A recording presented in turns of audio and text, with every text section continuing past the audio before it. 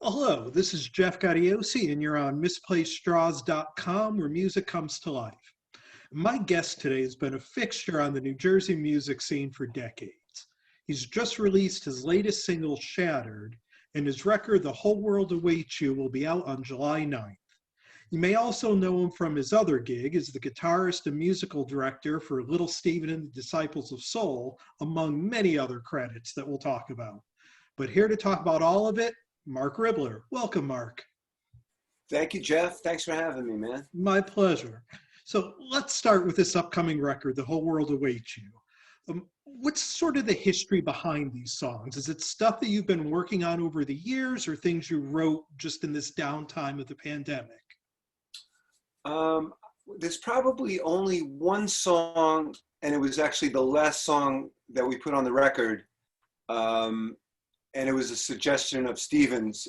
Steven co-produced the record with me, Steven Van Zandt. These are a collection of songs, probably the oldest song is probably from around 2005. A song called War on Peace. And they were written like I guess about a 12-year period. Okay. And I was just I hadn't made a record for a few years. The music business has changed so much, as we all know, there's no resemblance to what it used to be. And essentially it's like, corporations figured out how to make all the money, and artists are, they're getting everyone to listen to them on Spotify. Meanwhile, they give pennies on the dollar to what the corporations make, so.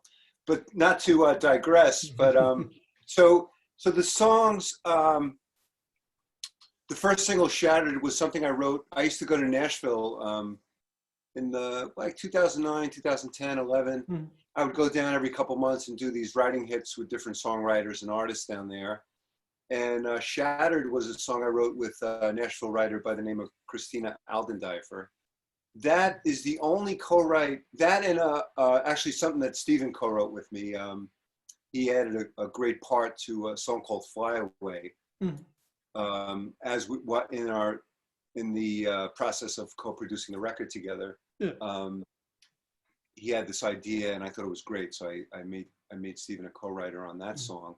The song I probably wrote 6 years earlier, but it kind of evolved into something newer, and I felt better, and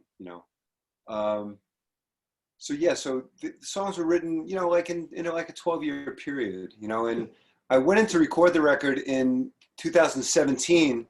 Just that we recorded Soulfire with the Disciples of Soul, and I had 2 months off from Steven. He had some commitments with Bruce. They went to Australia for a couple months. And I figured this is a good time. I hadn't made a record in a few years. I was just been doing different things like musical directing and producing some artists, doing some film scoring. Nowadays, you have to be very diversified to... Right, it can't just be the one thing of making a record anymore.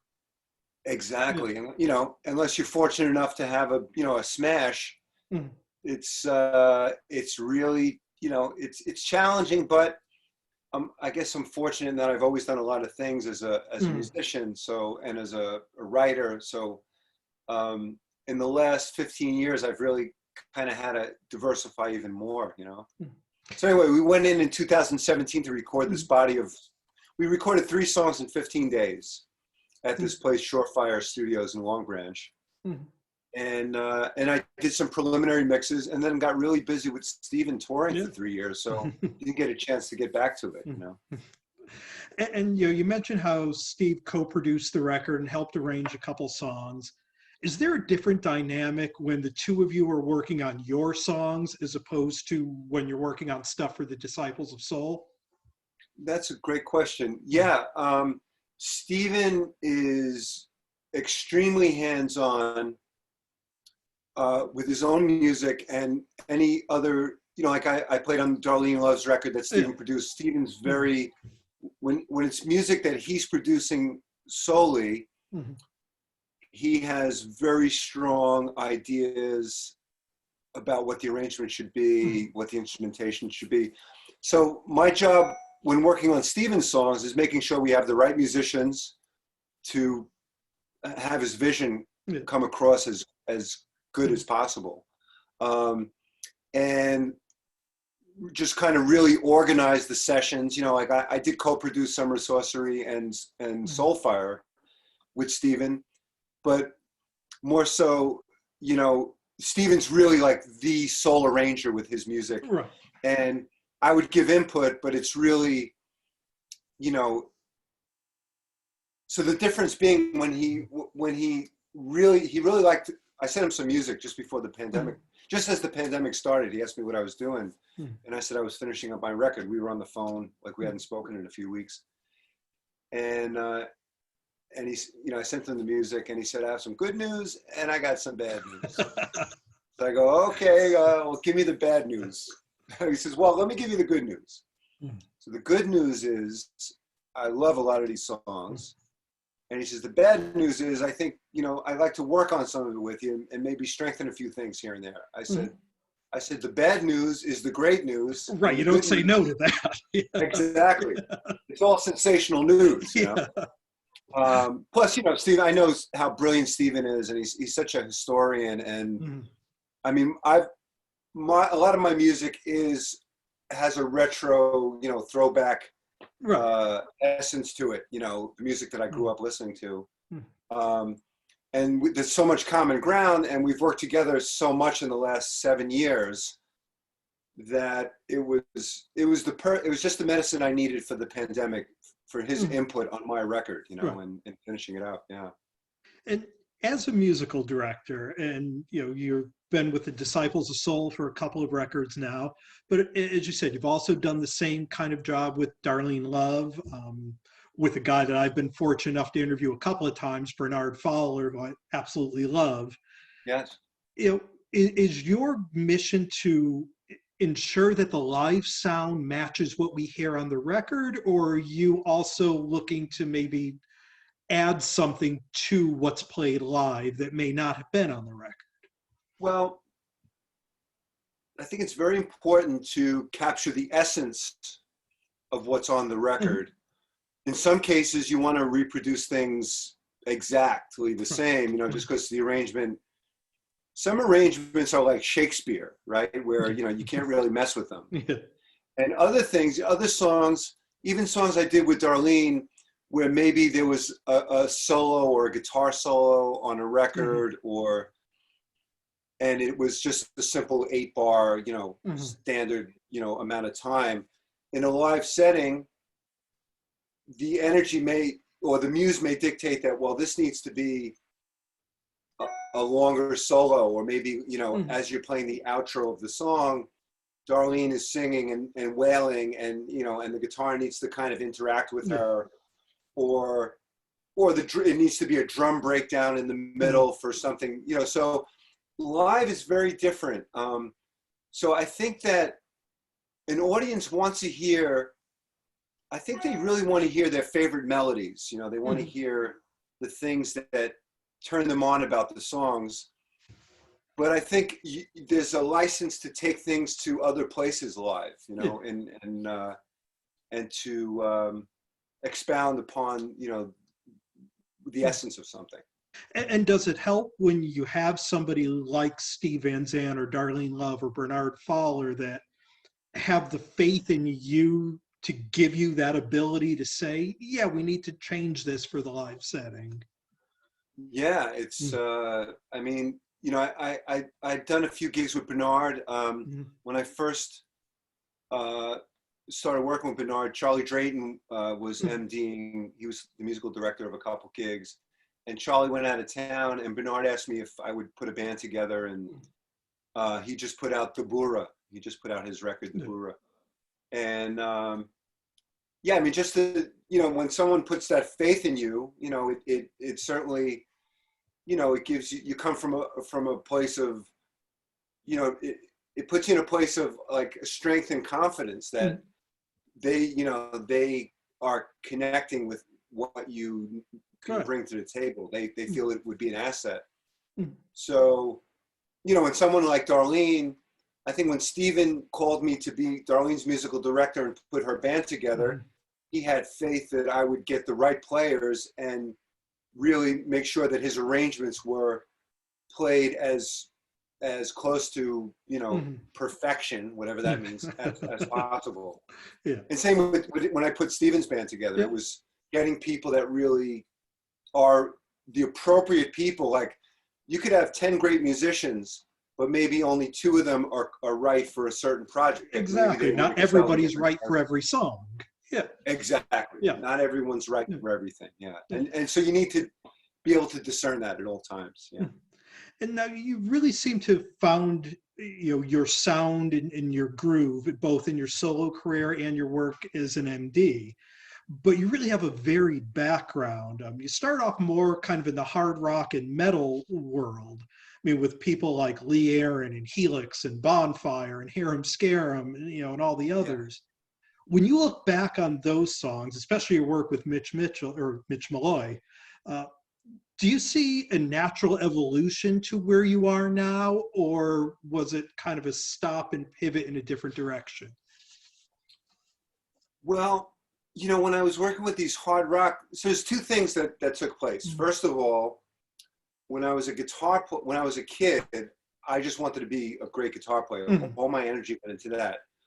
So I'd listen, you know, I'd listen to, you know, Jimi Hendrix and Jimmy Page and Jeff Beck and Clapton. And so I felt like Steven calls it the Renaissance period of rock and roll, you know, so those people are the greatest influences, you know, these legends.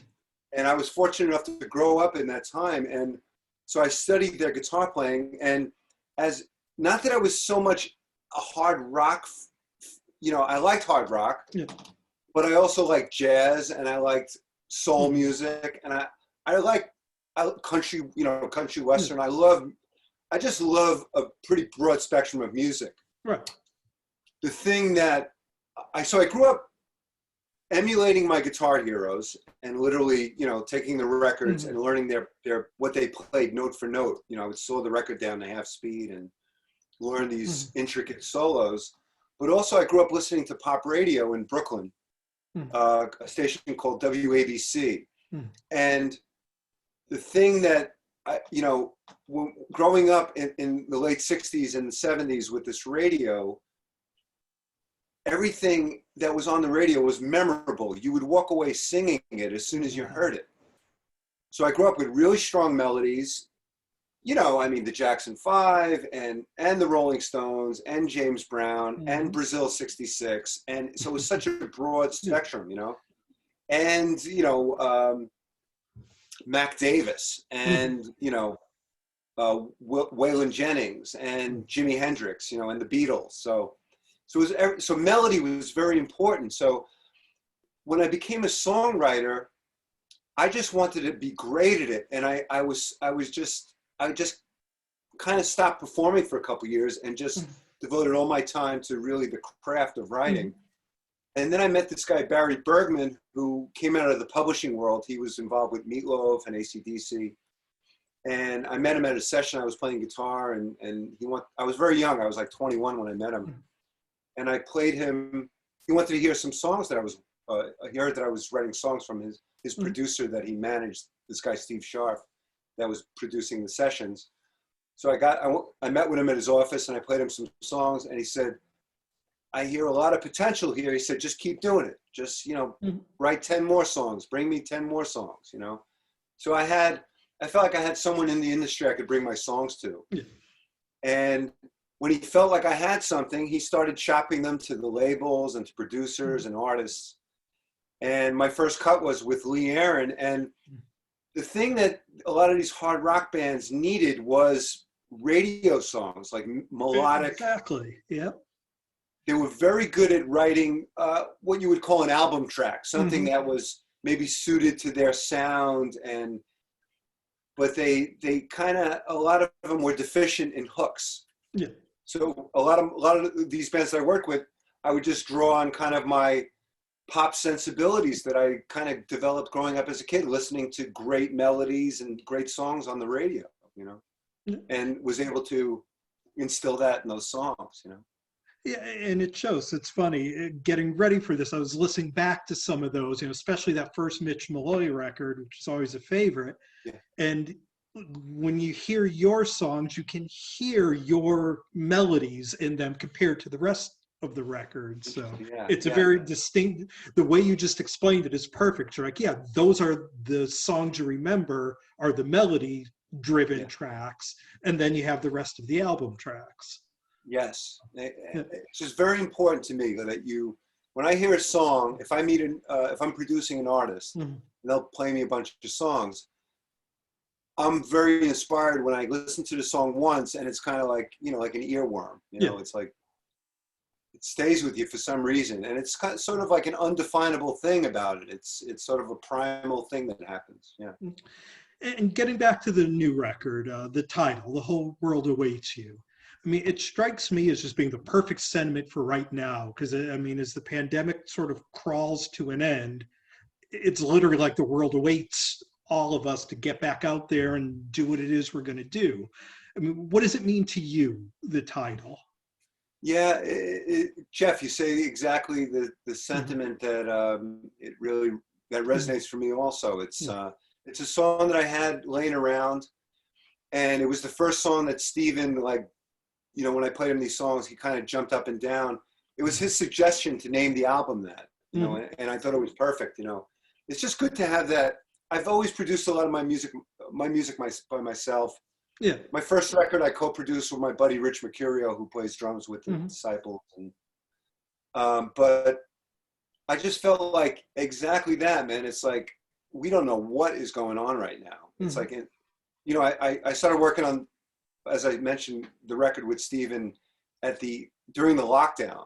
And it was sort of like, you know, it's like, we're in this mystery land. It's like, what is going on? Is it the end of civilization? Is it, and, you know, and as we've gradually gone through so many, you know, like a shit show of, you know, politics and, people have had to do a tremendous amount of introspection. It's like, you know, who am I? What am I contributing? What do I bring to the table and, you know, to our lives, you know? So yeah, it's really about, you know, it's like an open canvas, you know, it's like, in a way, you know, there's a lot of mystery still there about where we're going, but it's really, you know, it's sort of the hope that, you know, we move forward and we've grown through what we've experienced the last couple of years and evolved and hopefully to a higher plane of existence, so that, you know, because we have to coexist, you know. Yep. And yeah, so it's really it sort of encapsulated the whole record, you know. Yeah. And again, the record's out July 9th. We're starting to see some smaller venues open up for shows. Do you think you'll be able to hit the road and do some of these songs live anytime? I sure hope so. I mean, literally this Saturday, unfortunately, I'm glad I'm doing a sold out show. I do, it's been, throughout the years, especially in the last 10 years, I've done some tribute shows, like artists that are kind of dear to me. Yeah. So we've been doing this George Harrison tribute for about 10 years now. And I'm going to play a couple of songs. I'm going to play Shattered and the B-side, Hand Me Down. Hand Me Down sort of connects a lot to George in that it has, there's Indian percussion on my friend Dave Anthony played tabla and djembe. So there's Indian percussion, there's violins, it definitely connects with his East Indian influence, you know. So we're going to play a couple of songs. We're going to do a George Harrison tribute, and I feel like the world really needs that music now. Always. Right, man? It's very healing, very spiritual. Yeah. And I'll be able to kind of do a couple of my originals. And we've been doing a Sunday outdoor show like since September, social distance. And I've been able to play some original music. We do a lot of covers as well. And people come, man. We played in the winter. It was 28 degrees outside. So most of the gigs have been really local and really not a lot, you know, maybe once a week or something. Yeah. I hope we can get out there and tour the music, you know, sometime later in 21 or 22. Yeah, I'd love to get this record out there. Hopefully. And any update on your work with Steven? Will we see another Disciples of Soul record? Does he have plans with his other boss? Anything you can tell us? Well, I know that, you know, Bruce is everyone's kind of been in a holding pattern, you know, and I think Steven is kind of like all of us, really kind of wants to get out, you know. It's like Steven's basically like me for the most part. He's been really locked down, you know. I mean, he's kind of just conducted his business from his home for the most part, you know. And so now we're going to get together and have lunch in the next week or so, and just kind of maybe just have a conversation about where things are. And I know Bruce, was talking about going out this year, but that might not be till 22. I'm hoping we can continue our Teach Rock initiative with Steven, and I know he just joined forces with the governor of Connecticut. And he was just here in Hartford a couple days ago. Exactly. So the Teach Rock initiative is going to be part of the Connecticut school system, which is amazing. Yep, that's incredible. And for those who don't know, it's about bringing that history of rock and roll curriculum to the school system, and this is Steven's brainchild. You know, this is Steven's. You know, he's been working on this for 15 years, so it's really good to see it, you know, flowering. Well, we've been spending some time here today with Marc Ribler. His song Shattered is out now. Catch the video on YouTube. The song's available to stream. The record is called The Whole World Awaits You. That's out July 9th on Wicked Cool Records. Marc, thank you so much for taking some time today. It was great meeting you. And hopefully when all this clears up, we can catch you on the road somewhere. That would be great, Jeff. And if you wouldn't mind me saying, if people go to my website, marcribler.com, they can purchase the vinyl single of Shattered with the B-side is Hand Me Down. I'm signing copies and sending it to my friends and fans from the website. And when the record comes out, I'll be selling the vinyl. And you can also go to the Wicked Cool Records website and purchase downloads. And I appreciate you guys very much. Thank you, Sounds Jeff. Great. Thanks a for lot, Marc. We'll catch you soon. Day, man. You too.